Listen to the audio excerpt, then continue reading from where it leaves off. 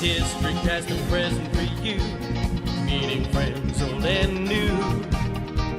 Streaming Wednesdays and Saturdays too, with founder members Paul and Sue. The smiles that we bring are a heritage thing. HDPP, keeping history alive. HDPP, streaming HDPP live. Where local memories survive. HDPP, streaming HDPP live. Film clips, photos, memories and friends, helps a dreary night go by. Wearing Hinckley, 6 of the best, stupendous quizzical high. The smiles that we bring are a heritage thing. HDPP, keeping history alive. HDPP, streaming HDPP live. Where local memories survive. HDPP, streaming HDPP live. Let's take you back in time. A community affair. We'll take you for a ride. Handsome's cab will take you there. We're making history. HDPP, chat room applauses. History aside. Local causes. Streaming HDPP live. Betty is our queen bee. The sweetest honey candy. Dangerous Den here again. HDPP live.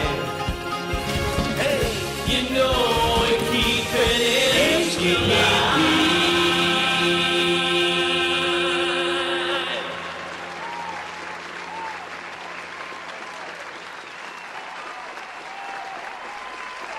Well, here we are again, and happy as can be, and as it always goes, good evening, welcome to HDPP Live. Oh, you are so good, you are so kind.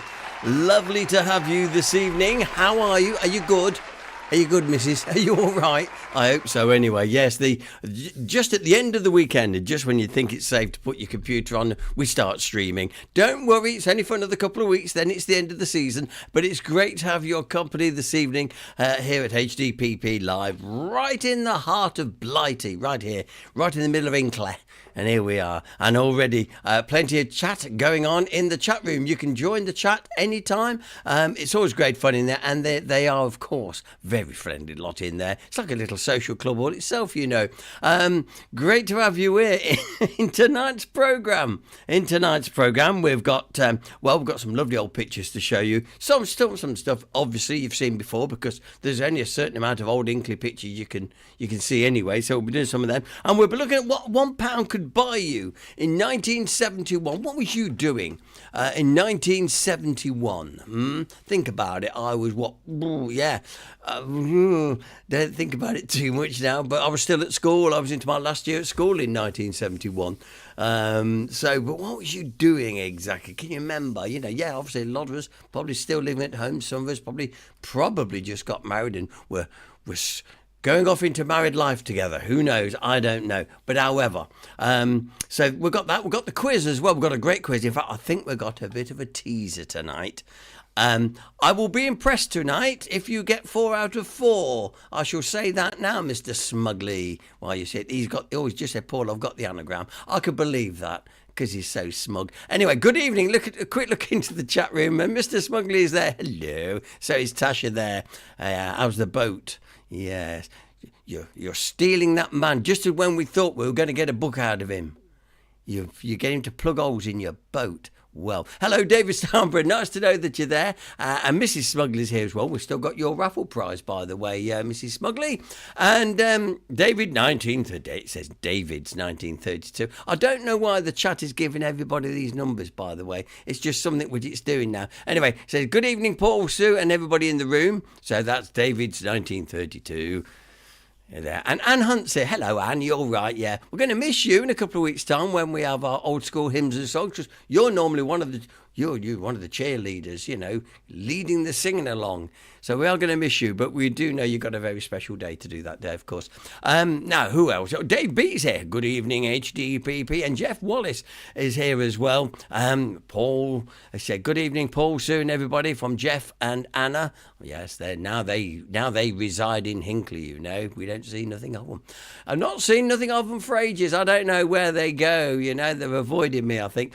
Kit's here. Hi, Kit. Mrs. Poldark, to those that don't know, she's here. Reigning supreme in the Parker household as well. Daniel Coburn saying, Paul, great to hear you on the radio this morning. Thank you very much. I knew I got one listener somewhere. Thank you very much. Jan's here. And Carol Bees is here too. Lovely to see that you're all there and you've seen all already. And even tonight, the crops are in. The crops are in. So we know we're okay. We know we're okay. And Carol said she was cleaning the old cinema seats ready for the Concordia Theatre, a mother to a feral child, referring to what she was doing way back in 1971, of course. And last but not least, in the chat room at the moment, yes, Dangerous Den, the man that's so dangerous we have to put him in his own room. Yeah. Anyway, after all that, if you're ready for what we'll do first is set the quiz. Like I say, the quiz, a couple of good riddles tonight. So good riddle to you, missus. Yeah. Let's see how well you're going to do with the quiz. But before we even start, do not put your answers in the chat room because people will nick them. We're going to see who's going to be cleverest at the end of the evening. I will be impressed if some of you get 4, but it's not impossible. So I think some of you will, but a lateral thinking needed here. So first of all, let's get the quiz so you can be working on those questions while I go through the rest of the running order this evening. So here we go. Settle back and enjoy our weekly quiz. Used to be called 6 of the best, but due to cutbacks, we're down to 4. Right, so you get the general gist of that. So here comes question 1. There, have a suck at that for a minute, just while I have a little drink of water. Better. Right then, what colour's that? Some of you will know, but what colour's that? Yeah, exactly, that. I thought that might. Now, don't make a beeline for these big search engines. If you don't know it, you don't know it. We're not going to come round and send the boys round. If you don't know the question, just put, I don't know. But what is that colour? Good one, Gardner. Let's move on to number 2. Here's a little quiz for you. What loses its head in the morning but gets it back at night? Brilliant. I was so chuffed when I found that one. I thought, I'm going to use that one. I like it. So question 2 is what loses its head in the morning but gets it back at night? Keep it clean. Thank you. Moving on to question number 3. Here we go with another quiz, Wanda. Who makes it? Has no need of it. Who buys it? Has no use for it. Who uses it can neither see or feel it. So what is it? And it's a good one. I am feeling a little bit cheeky tonight with all this because these are damn good questions. Don't worry, you'll miss us when we've gone in a few weeks' time. You think, I wish we'd got the live stream on a Sunday. I can hear you now. Well, I'm going to give you some stinkers. Yeah. And talking of stinkers, Ottoman rewire techniques. Yeah, that's what I shall say to you in our anagram this week. Okay. I will give you a little bit of a clue. In a minute. Ottoman rewire techniques. I'll just say rewire that. Reword all those letters, put those letters around in a different thing, and you'll find a company that deals in the past. Yes, I like that, Paul. A company that deals in the past. A local company that deals in the past. That's all I'm going to say. Right, I know what you're saying. Can we have those questions again, please? You can. There we go. I don't even know how to pronounce that. Aurelian is a shade of what colour? Alan Crop saying, nil for us. We're not going to get any of these tonight. Well, let's have another look. Some of them are simpler than they first appear. But anyway, do you know what colour this is? Write it down, keep it quiet. Now, here's one of our little teasers today. What loses its head in the morning, but gets it back at night? And when you hear the answers, you'll go, oh, of course it is. Seriously, it's one of those. You go, oh, damn course it is, yes. Oh, good evening to Steve Gardner, by the way, who's down at the farm. Missed him out of my list. We were scrolling by so quick. Hi, mate. Right, and on to another stinker. So, who makes it has no need of it. Who buys it has no use for it. Who uses it can neither see nor feel it. So, what is it? And you go, oh, when I give you the answer later on, you'll go, oh, my word, so it is. That's all you'll say. Okay, lovely. There we go. And our anagram. We're looking for a local company that deals in the past. So redo these words. Ottoman rewire techniques. And that will give you that company. It's not, if when I say local, it's not in the town. I will tell you that now. But a lot of people go there. Make a bit of a morning or an afternoon of it. Paul, stop giving it away. Stop it now. You know what it's like. So they are your questions this evening. And I did promise you a bit of a stinker. And well, that's a good one. I'm going in a minute. When I get the next feature running, I know Mrs. G will be saying, what's the... And she'll be wanting to know, and she'll be... Yeah, arm wrestling me to give her the answers. I know she will, because it just gets to her if she can't get the answers right. Okay, then. So there you are. We will, of course, be repeating those, of course, as we go through the evening. Now then, let's just remind you of a couple of things coming up, of course. The old school assembly and hymns taking part. So it's a fortnight away. Just under, so it's 13 days to go now at St Mary's Church. This is lovely. This is, and there's an organ marathon event, or an organathon as they are calling it. That's taking place starts on the Friday, and then we do the finale, or the final, as we used to call it in pantomime. It's time for the final. So we're doing the finale 3 till 4 o'clock on the Saturday afternoon. And we've been asking people to vote for their favourite hymns as well. And you can do that on the, if you see the other post, well, you can see the email address there. There is a big list of hymns which you can vote from. And the top 3 will feature in the afternoon's performance. That sounds really professional, doesn't it? Yeah, absolutely. Good. Right, so that's one thing that's going on. And let me just remind you, we're into March, well into March now. And our social night at the end of the month, we've got Stan Rooney. He'll be coming along to talk about the life of Ada Lovelace. And, of course, Stan was the leading and the thrusting force of getting that wonderful statue here in Hinckley. And it's amazing how many people have been talking about it. It's been great. You'll find the story of Ada and, indeed, how Stan went about getting them, because no public funds were used for this. And I stress that because there's always people saying, oh, could have spent it on something better than that. You always get those dull and uneducated people who don't know the full story. Not one single penny came out of the public purse. This were all private subscription, if you like. That's probably the best way to say it. Anyway, Stan will tell you all about that on our night on Wednesday, the 25th of March. Come along. It's going to be a nice little night. Really looking forward to that. It should be a great little night. Okie dokie then. So, as he clicks back to where he should be, so we've got a few nice features for you. As I say, we'll be going back to 1971 shortly. I'm going to find out what you could do with £1, Mrs. What you could get. Mrs., what could you get for £1? What a day. What a day. I was watching Ken Dodd on the good old days the other night on BBC 4. And I tell you, what a clever, wonderful man he was. I'm so glad I saw him live a number of years ago now. So good. And you know, it really occurred to me, I'm digressing a bit now, but watching the good old days, it was great to see a bit of variety and not these, just singers after singers after singers. And there were some wonderful magicians, and there was acrobats, and there was singers, and there were Les Dawson playing the piano out of tune. Only he can do it that way. Absolutely fantastic. We don't do any of that now. Don't know none of it. I don't know why.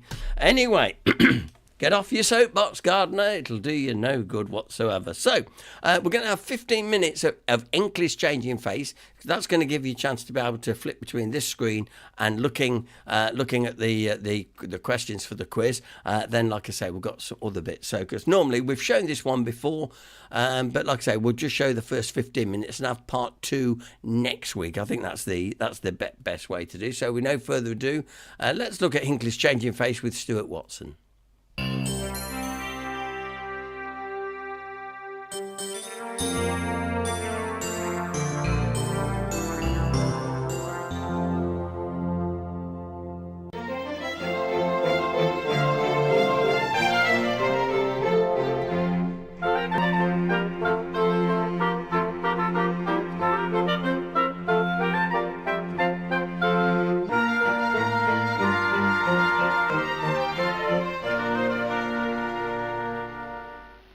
Similar to most towns and cities, Hinckley has seen many changes of style and character over the centuries.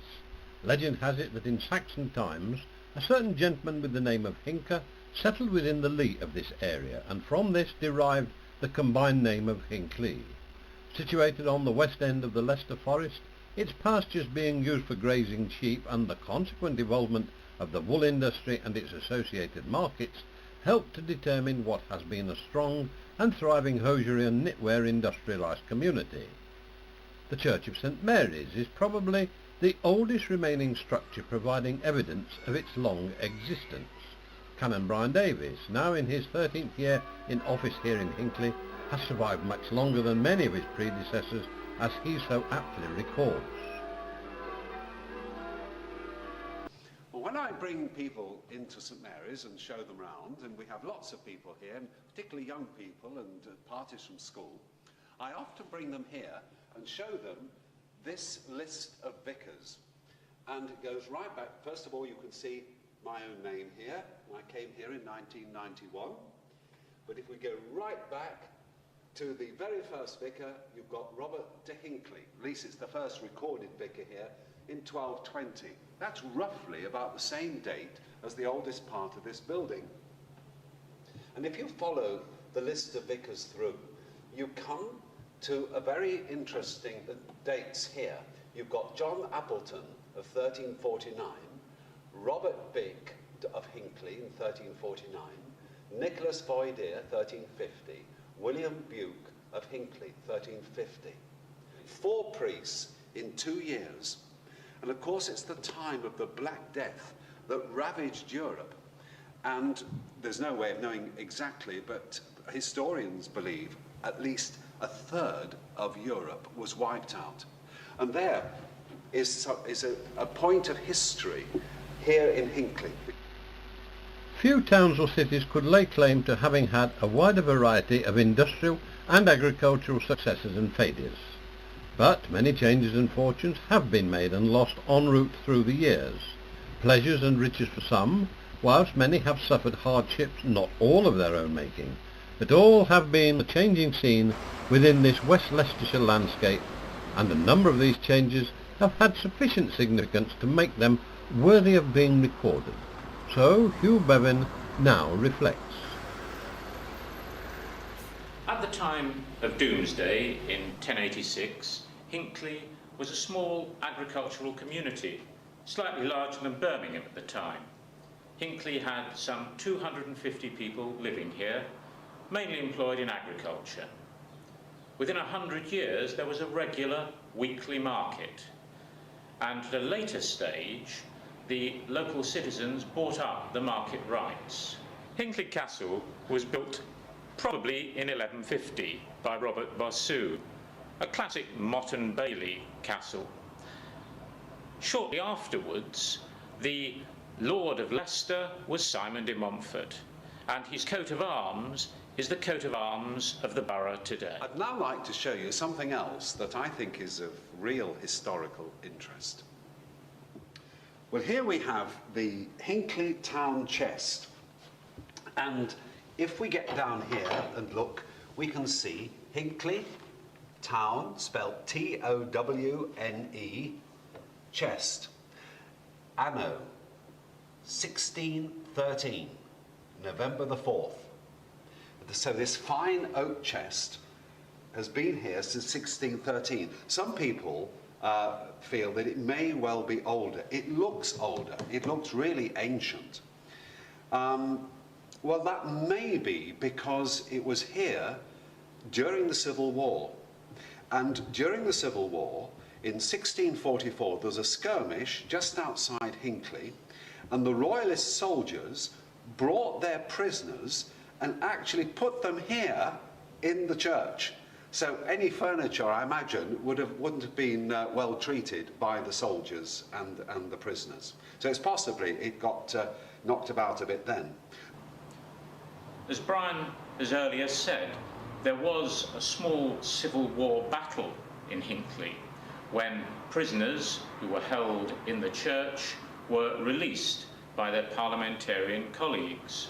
The battle involved something in the region of 450 men, and the total number who were casualties was about a dozen. The market town flourished, and even Shakespeare had knowledge of its fame and refers to it in Henry IV Part 2, where Davy asked Justice Shallow, "Sir, do you mean to stop any of William's wages about the sack he lost the other day at Hinckley Fair?" However, I doubt if anyone could have visualised the significance to Hinckley when William Iliff during 1640 brought into the town its very first stocking knitting frame. He spent the enormous sum of £60 purchasing this new machine from William Lee in Calverton, Nottinghamshire, thus starting the cottage industry, which during the ensuing 200 years was to grow very rapidly. And here Tom Atkins tells of his ancestor Robert Atkins using his foresight and the subsequent family concern which flourished. And in 1702, Robert Atkins was born into the family, and it was a large family, and of course there was difficulty finding a living for the number of children there were. I think there were 6 or 7 of them, and he understandably decided that he would make his own way and went off to London and apprenticed himself to the framework knitters in London. And in 1722, having done his apprenticeship, he came back to Hinckley, and he'd obviously been looking around and deciding where he would go with his knowledge of the industry that he'd gleaned in London. He decided he'd come back to Hinckley very wisely, I think, because he had seen how well the cottage industry was doing. He had seen that Lee's frame had been there for some 80 years or more, and he decided that since there was raw material in abundance in the wool from the sheep around, that he would get into Hinckley and he would carry on the hosiery trade in Hinckley. And as a matter of fact, I think when he arrived in Hinckley, there were somewhere in the region of 320 odd frames in the cottage industry in that area, and when he died there were over 900. Yeah. The coming of enclosure to Hinckley between 1759 and 1761 meant that fewer people were needed to work in the farms, and many more became full-time framework knitting families. Indeed, by 1815 it was estimated that some 10,000 people in the Hinckley area were employed in framework knitting, many of them working on government contracts to provide clothing for the forces. As many of the old farmyards became occupied by frame shops, there were the small jitties developed to join up the old yards with the main streets in the town. The jitty is a local name which has become a feature of Hinckley, and there are still many old jitties left in the town, probably somewhere between 40 and 50 today. The hosiery industry was a true domestic industry, involving men, women and children. The children wound the wool for their mothers, and the mother would spin the wool on a wheel, rather like this. During the 1840s, poverty in the town was considerable. Mr. Eales, the local pawnbroker, said that he had some 700 to 800 women coming every Monday and Tuesday in order to pawn goods. That was at a time when the population was only about 6,000. He said that he would give women twopence to take the shoes off their feet in order that they'd have enough to buy a loaf of bread with which to feed. Relatively soon after the problems of the 1840s came the cotton famine of the 1860s, caused by the American Civil War. Once again, Hinckley became a poverty-stricken community. Indeed, about that time, the local cooperative society was formed to try and assist the poverty-stricken local people. Initially, it was a home industry. All the knitting frames were operated from home. Some had 2 frames, 3 frames, or maybe 4. Some of the frames were operated in small adjoining buildings. And the biggest thing that came in was the circular knitting machine. These were initially hand-powered, but it was evident that they could be powered by steam. So in 1855, the first steam engines were introduced into the industry. This meant the commencement of the factory situation. With the coming of the factories, Hinckley became a most prosperous town, but the wage rates for Hinckley workers were somewhat lower than those in Leicester. Many joined the trade unions in an effort to better their conditions, and in 1891 there was a 9-week strike. At the end of the strike, the employers gave 20 to 30% increases in wage rates, and harmony returned to the hosiery industry. And numerous other factories were built around the town. A lot of the names came into Hinckley which were associated with the hosiery industry have long since gone, unfortunately. My grandfather bought an ex-1418 Nissen hut as such, and bought ground in Bond Street, which was previously the orchard to the manor house which was built there. I think in the early 20s Davis initially came into the town. Here again you see the Davis factory that is now B&Q. Within their premises there was a church, yes, a Wesleyan church actually, which was surrounded and taken over. Subsequently Bennett's, a very, very large factory along Station Road and close to the station, they started in hosiery. Bennett's in Rugby Road, they were in knitwear. We ourselves at one time owned Trojan Knitwear, which is just over the road from here, which is now Davenport Knitwear. Davenport being another family that was associated with the hosiery industry in this town. You get one of the oldest factories in town is Tansey's the Needle Factory. That obviously supplied needles into the industry. You had Sketchley Dye Works. One of their big things was to dye, which was known originally as Hawley's, of course. You get a lot of engineering companies, again, that are associated with the hosiery trade, allied to. When I first came into the industry, we used to send everything, not everything, quite a lot of it out in skips. Again, you would pay to the skip, you would pay the railway to take the skip to deliver it, and you also had a return system where they would come back and bring the skips back in again. The early and middle parts of the 20th century became a real boomtown as a result of the success of the knitwear and hosiery industry. This is where the sock industry had its strength, really. Halls were a big supplier into the military. And we ourselves in Bond Street down, we supplied government, we did government contracts, and a lot of the stuff was made that way. In fact, more recently, strange to relate, in the Falkland situation, some of the soldiers out there were so cold that they were wearing tights, and we actually supplied them by the Falkland Island Trading Company. When Hinckley was developing, new amenities for the local people became an important feature of the town, particularly as the result of the work of Mr. Featherstone, who was the local surveyor. The new developments included Hollycroft Park, which was opened for King George V's Jubilee, and the Hinckley Lido, where many people took advantage of a new sporting and leisure facility, which was waterborne. At the same time, the old slums in the town were the subject of an extensive renewal programme. Many of the old yards and jitties that had been a feature of the town for centuries were removed, and new council houses were built to accommodate those people who were to be rehoused. And we'll be having...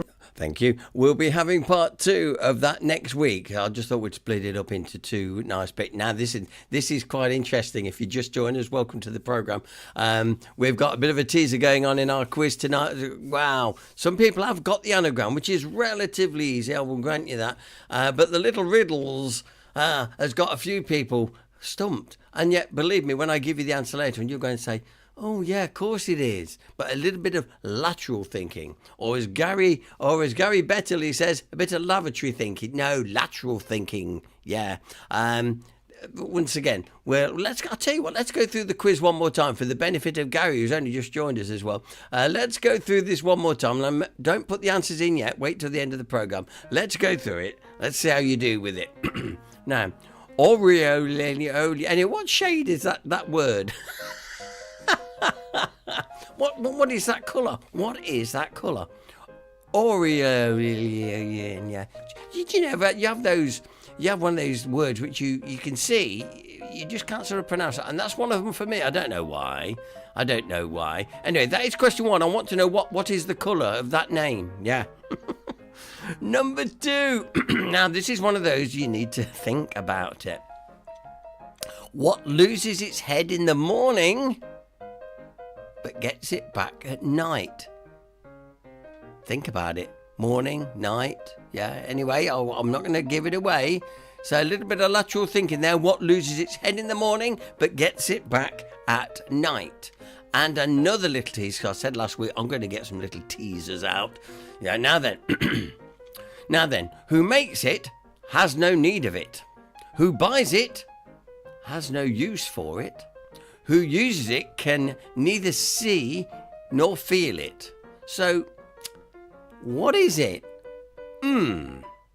Yeah, I'm so tempted to give you a clue, but if I give you a clue, it'll give it away. It's that sort of thing. So I'm going to be very strict with myself and keep it zipped. So who makes it has no need of it. And who buys it has no use for it. And who uses it can neither see or feel it. So, what is it? Classic. It's a good one too. I promise you, stay to the end of the programme when the answers come out. If nobody gets it, well, this is why I don't think anyone's going to get 4 out of 4. But if you do, well, you'll be promoted to the top of the class this evening. People have been getting the anagram. Ottoman rewire techniques. We're looking for a local company dealing in the past. That's all I need to say. Mrs. G's got it as well. I think so anyway. No. She's still working on... She knows where she's going with it. She's not arrived yet. So there we go. That is it. We will come back to, once again, after our next feature, we will come back. We'll come back to it and I'll give you the questions one more time. But I do promise you, they are great little things. Great little things. Okay then. Now then, where are we to now? Just before 8 o'clock on a Sunday evening, live from Hinckley. Yeah. I hope your weekend's not been too bad. Busy week next week for us at, Sue and myself. Not only are we on school runs next week, we've also, Wednesday afternoon, I'm really looking forward to visiting my old school, St Mary's Primary School. I just can't wait to get back. Worked it out early on, some 57 years ago since I left that school, and I will be there again on Wednesday afternoon, taking our heritage to the kids, and I'm really looking forward to it because they are simply great. So looking forward, yeah.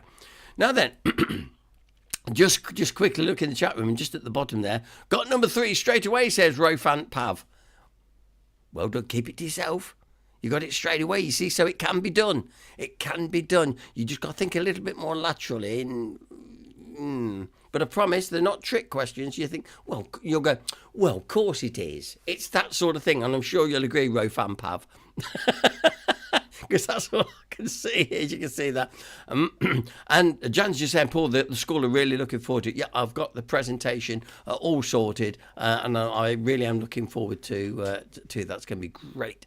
Okay, then, on for another feature now. Time to have a look at some old Hinckley films, this one. We've shown it before, but we're going to enjoy a bit of music. It gives me a chance to nip to the kitchen, put the kettle on, but in the meantime, settle back and enjoy some wonderful old images of Hinckley. Here we go.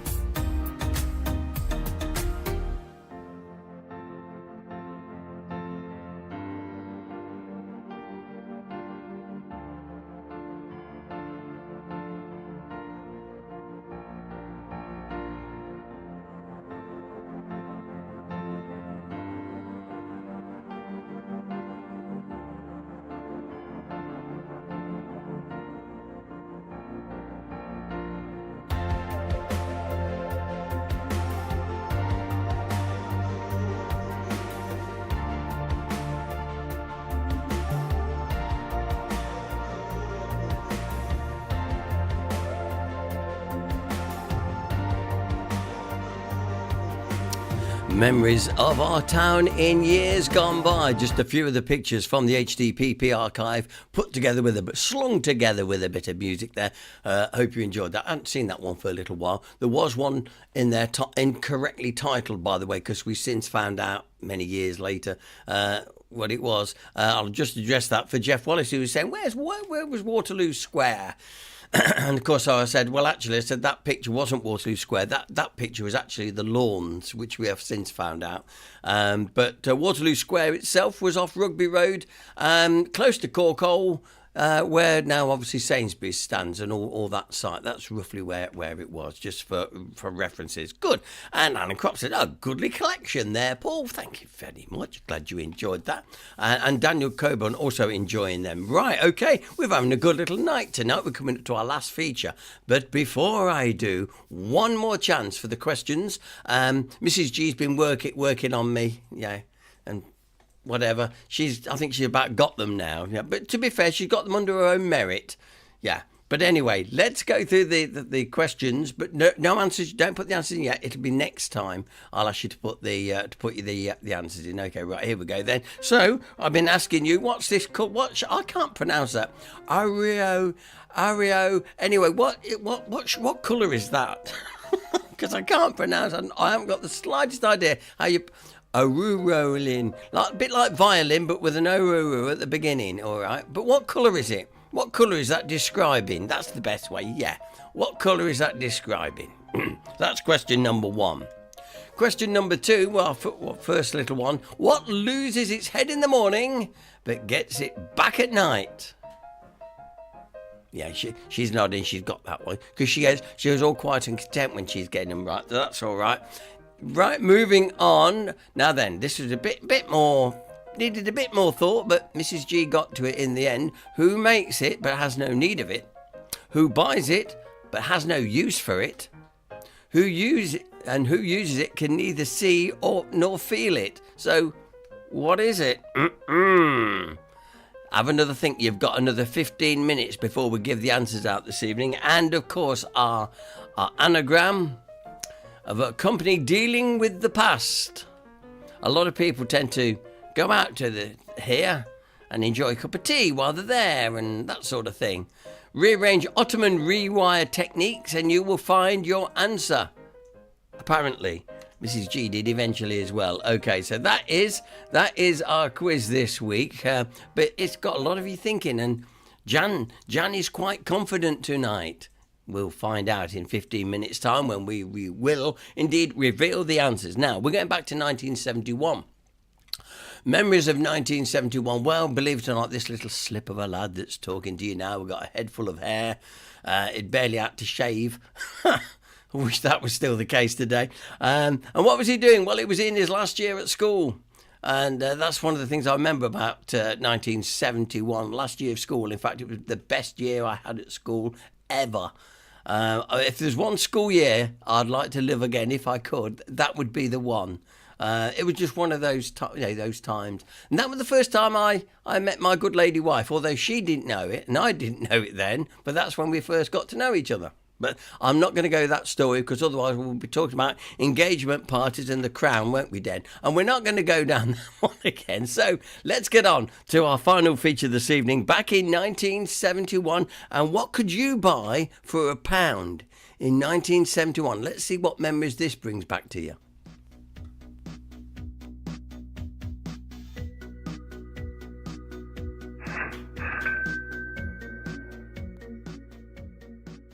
In this video, we're going to look at what you could get for £1 in 1971 in Britain. I've chosen 1971 because it was the year of decimalisation. That was when we went from pounds, shillings and pence to the metric pounds and new pence. Incidentally, pence is the plural word for penny. I didn't know that either. So let's have a look at how the prices were back then compared to today as of 2025. You may be shocked at some of the prices that have increased far more than others, some beyond belief. So, here we go. Here's what you could get for your £1 in 1971. A loaf of bread. You could get 11 loaves of bread for £1. as a loaf of bread back in 1971 was around 9p. Today's prices, you're paying around £1.45. A pint of milk. For your £1 you could get 20 pints of milk for a quid. Back in 1971, 5 pence for a pint of milk. Today's price averages around 59p. So that's 555% increase. Now interestingly, the 4-pinter, by the way, it's not 4 pints, you actually get 2 litres, which is less. But if that carton would have gone up with inflation over the years, that price should be around £10.45 today. So that really doesn't make sense, does it? But we all know that milk is a loss leader. Down the pub, if you wanted a pint of beer, you could have got 6.5 pints for your pound in 1971, as beer was around 15p. Now the average price of beer can range between £5 and £7.50, so I've gone for £5.50 as an average price as of 2025. So you could go down the pub, buy a packet of cigarettes, have nearly 4 pints or 3 shorts with a mixer, and walk home with fish and chips just for £1. And here's why. Cigarettes. Packet of cigarettes back in 1971 was around 27 pence. So you could get just under 4 packs for your quid. As today, £14 will buy you a packet of cigarettes. So that's an increase of 5,085%. Now I'm talking about percentages for a reason, and I'll go on to that a little bit later on. A gallon of petrol. You could get 3 gallons for £1. 34p was the price as of June 1971 for a gallon of petrol. Today would be £5.89.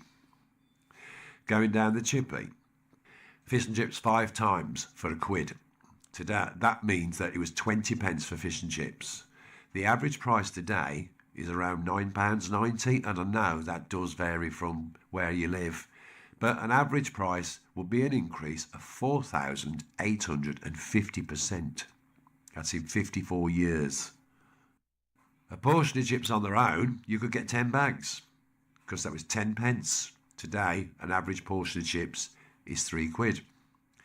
What about potato fritter or scallops, depending on where you come from? You could get 100. 100 scallops for £1 in 1971, as they were a penny back then. And if you buy one today, you're looking around 80p. And more often than not, you can see straight through them. Chocolate. Well, I've chosen a Mars bar because it's popular, isn't it? 50 Mars bars for £1 back in 1971. Because a Mars bar would cost you 2 pence. The larger bar that we buy today for about 89p. Well, I say larger bar, however. We all know about shrinkage, don't we? The Mars bar back in 1971 was around 57 grams. That's for the 89p bar. Today, you only get 50 grams for that amount of money. You could buy 15 cans of Coke because the price was 6p. Now, the price of Coke does vary anywhere from £1 to £3, I've seen at some venues. Eggs. The price of fresh eggs. Why not get 4 dozen? Because that's what you could get for £1 in 1971. 25p for a dozen of large eggs. Today's prices, I haven't got a clue, because you've got so many different types of eggs, haven't you? You got your free range, your roaming around the farm type of eggs, organic eggs, caged eggs and all that. But I don't think even 25 pence would buy you 1 egg today. Right, the reason I've gone about these inflation numbers is due to this reason. According to the Office of National Statistics, £1 in 1971 is the equivalent to the purchasing power of £17.05 in 2023. I couldn't do 2025 because I couldn't find any statistics. So, in 52 years, that is an increase of £16.05. So the pound at an average inflation rate of at 5.61% between 1971 and 2023, this produced a cumulative price index increase of 1,604%. Now that doesn't make any sense, does it? Because if you look at the increased taxes on fuel, tobacco, alcohol, you can see that some of them are ranging between 4,000 and 5,000%. Right, let's go to the supermarket. 9 packs of butter for £1. Now, I've looked at this and it was for half a pound of butter, but today you only get 500 grams, don't you? So, half a pound of butter is actually 568 grams. You could buy that for 11.5 pence. Today's price is around £1.30. 2 jars of coffee for your £1 in 1971. That's for an 8-ounce jar, by the way. Now, an 8-ounce jar works out at 226 grams. Today, they're sold in 200 grams, and 200 grams would set you back £5.50. 300 grams would set you back £7.50. 30 bags of crisps for £1, eh? 30 bags. Because Golden Wonder, full size, not this rubbishy tiny little packs that you get in these multi-packs today. Full size Golden Wonder, 3 pence a bag. That's how much is a packet of crisps today? It's over £1. 5 Vesta curries. Now, I didn't look at the price of these today, but I remember them so well. 20 pence, that's how much they cost. So you would get 5 Vesta curries for £1. They were just like boiling in the bag. You just added a bit of water and hey presto, you got yourself a curry. We thought it was fabulous back in them days. Here's a Christmas favourite that we all like to moan about. The size of a tin of roses or a plastic container. I reckon today you probably get 10 sweets. Okay, I'm probably exaggerated, but we all know they have shrunk time and time again. So what I did, I weighed up £1 worth in 1971 for £1, right? And that today would cost you £16.70. Plus, you get a tin where you could put your baked cakes in. You can't really put that in a little plastic tub, unless, of course, they don't rise. If you wanted to buy a record that was in the charts, a 45 vinyl record, you could get just under 3 in 1971 for your £1. They were 37 pence each, so to be fair, you could comfortably buy 2 and still get some change. Travel. If you wanted to take the bus and pay individually for each fare, now bearing in mind prices did vary on where you lived, but the average amount of journeys you could take for your £1 in 1971 were 20, because each journey was around 5p. Now today, bus fares range from £2.20 in the West Midlands, where I live, up to £3 if you live in the more rural areas. This excludes childfare and travel cards, etc. Now, I can remember us 4 kids getting a bus to the pictures in Dudley back in 1971 for the Saturday morning film for £1. And that was for all of us. It was 2p each on the bus each way, because it's our fare for kids, so that adds up to 16p. 60p for us all to go in there and watch the movie, plus we had 24 pence left to share some sweets. I dare not even think about what that would work out in today's prices. But I did do it. So it would be £24.76. I looked at the special offers for kids during the summer holidays for the cinema, and the bus fare, and the price of a bag of crisps and a full-size chocolate bar and a few boiled sweets. I hope you appreciate that it took me ages. Now, it's quite hard to get a rail fare price, but I have worked out a fare from London Waterloo to Farnborough in 1971, because it was £1. 51 miles day return, and it's worth remembering that British Rail once charged for mileage before changing over to the charge of most popular routes and really awkward routes before their privatisation. So you could get from London to Farnborough and back after 9:30 for £1. Today's standard fare is £22.50, but you can get a ticket cheaper online for about £15. A one-way ticket from London to Brighton was also £1. Fancy a packet of biscuits while you're on the train? Well, you could get 25 packets for £1, as they're around £4 a packet. I've chosen custard creams. But obviously today that price varies. Around £1 today, but if you go to places like Aldi or Lidl's, they'd charge you about 65p. So that wouldn't even get you 2 packs. Wouldn't even get you 1 pack if you shopped at the Co-op.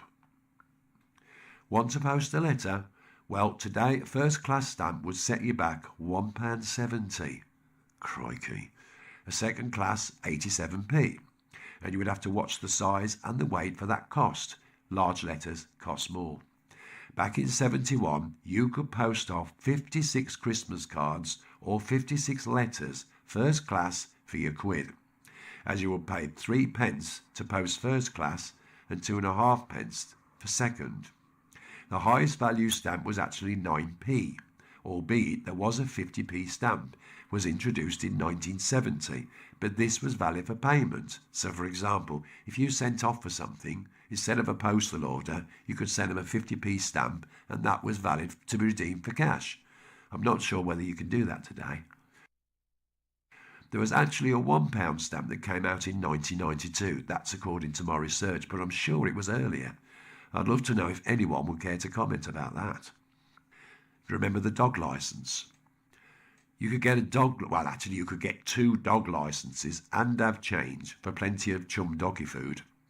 When decimalisation came about, the price was 37.5p. Now get this. In 1984, the price went down to 37p as the half-a-pence was withdrawn. So the price did not change for 16 years until it was withdrawn in England, Scotland and Wales. In Northern Ireland, you still require one. A dog licence was renewed every year. No increase whatsoever, and it's the only example I can find where the price never went up. If it went with inflation between 1971 and 1987, I've worked out that dog licence would cost you over £4. Right, for £1, this is family allowance. For £1, that would provide cash for 2 kids in 1971, as it was 50p per child. Well, technically it was 75p for your second child, but if to say a child and a half, well, I don't think that would be very fair, would it? But if you were to look at 2 families having 1 child each, 2.50. If you were unfortunate to be unemployed on the dole in 1971, you could live for 2.5 days on £1 on unemployment benefit. That's according to the government. The weekly single person's allowance was £3. That's without rent allowance. Now, in order to afford all these luxurious items in 1971 and pay those extortionate prices, obviously he needed a good job. Well, men over 18 would have to work for an hour and a half on average to earn £1, as the hourly rate was around 77p. The average working week back then was 40 hours, so that would earn you £30.80. However, women didn't get it so good. Women would have to work for just over 2 hours to get their pay for £1. It was unequal, as their hourly pay was 49p. That's 28p difference. That's a massive amount in 71. So their earnings weekly were just under £20. The fight for equal pay for women was recognised in 1970, but after many years of protest, you can see that it didn't quite work out straight away. In some cases, this discrimination still exists. Just wanted to add one more thing, and that's Stork SB margarine. I don't even know whether you can get it today. Oh, you can. 6.5p in 1971, 71p today. So you could get quite a few for £1. Anyway, I'll leave it there, and I'll just say thank you so much for listening and putting up with my sniffles. And I've got plenty more of these nostalgic look back at the 70s and social history of the UK on my channel. Just leaves me to say thank you so much for listening, and I'll see you again soon. Thanks again, Mickey.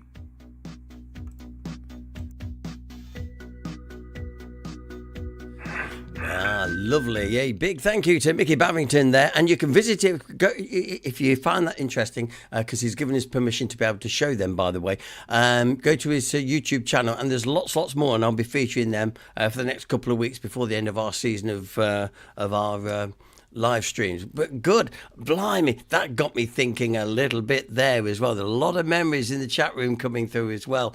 I will start a post up probably tomorrow now or later on tonight. I thought it'd be a good little thread. How much board did you pay when you was at home and you came in with your first wage packet? And mum and dad would probably say, right, pay your board, because that was the first thing we had to do.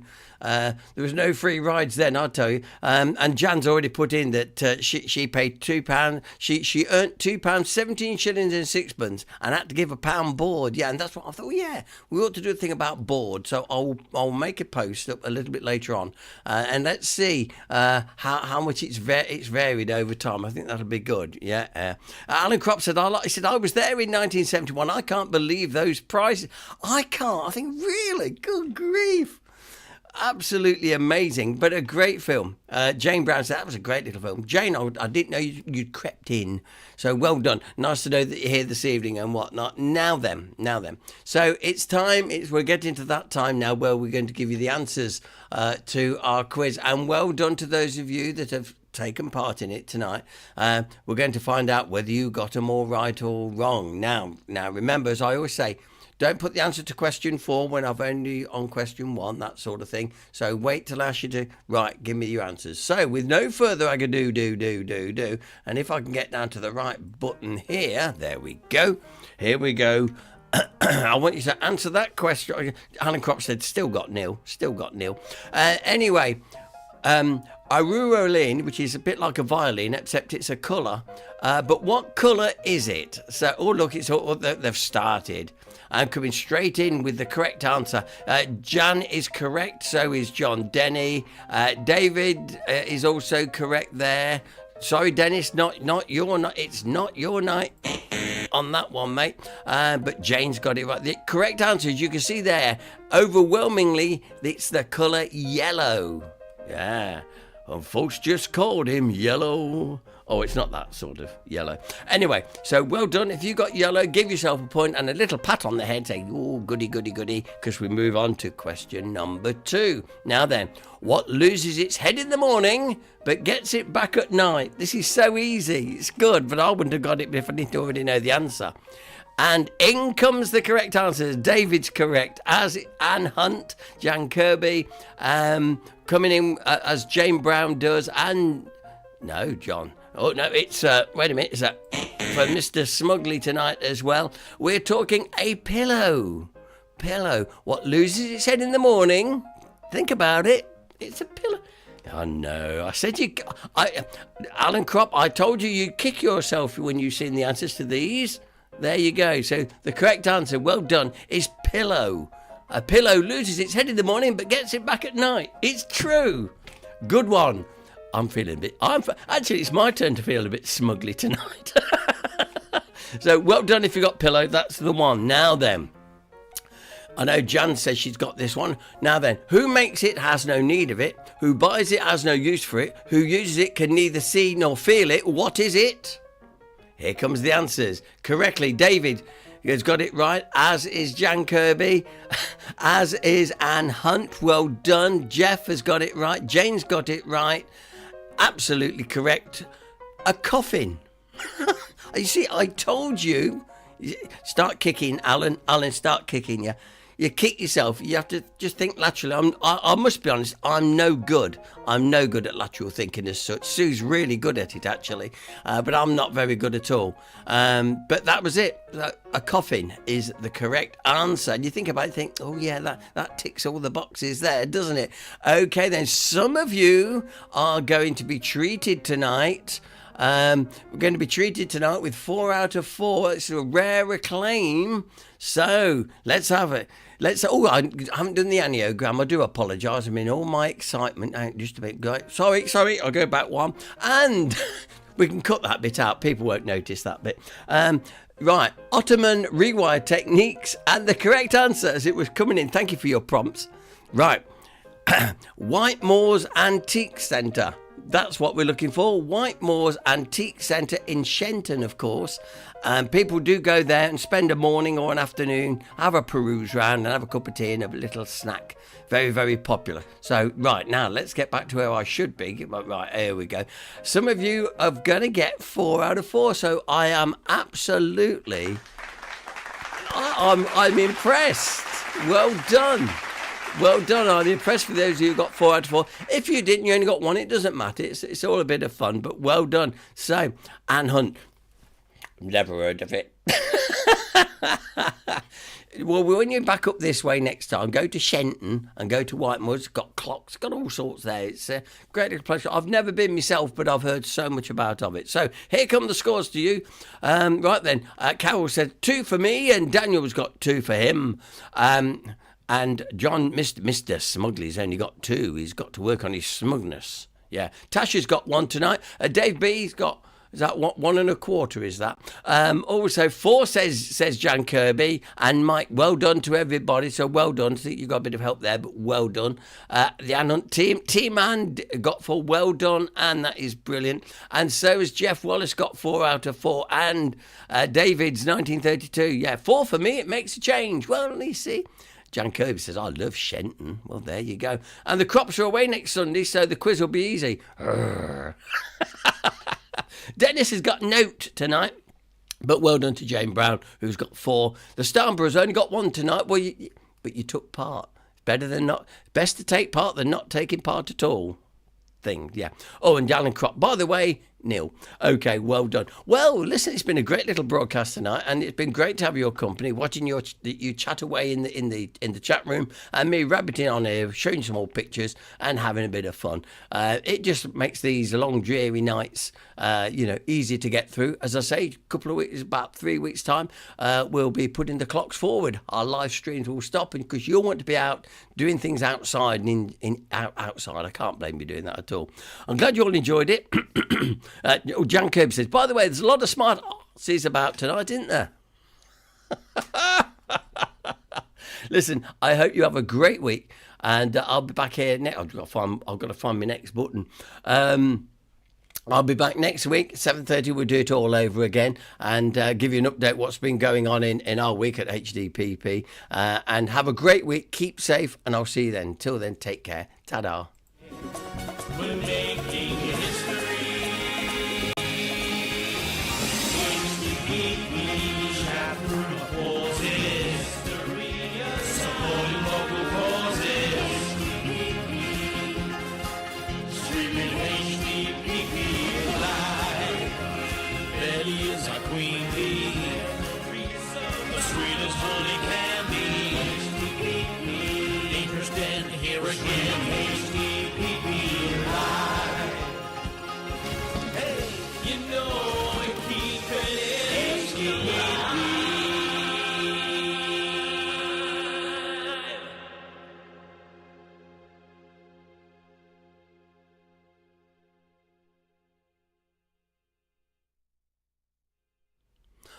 Oh, hello, I'm back. I know. I cannot resist giving you... I always like to leave you a little bit of a chortle to end the weekend, have a bit of a laugh with some terrible, terrible dad jokes. So if you're all sitting comfortably, let's get to it.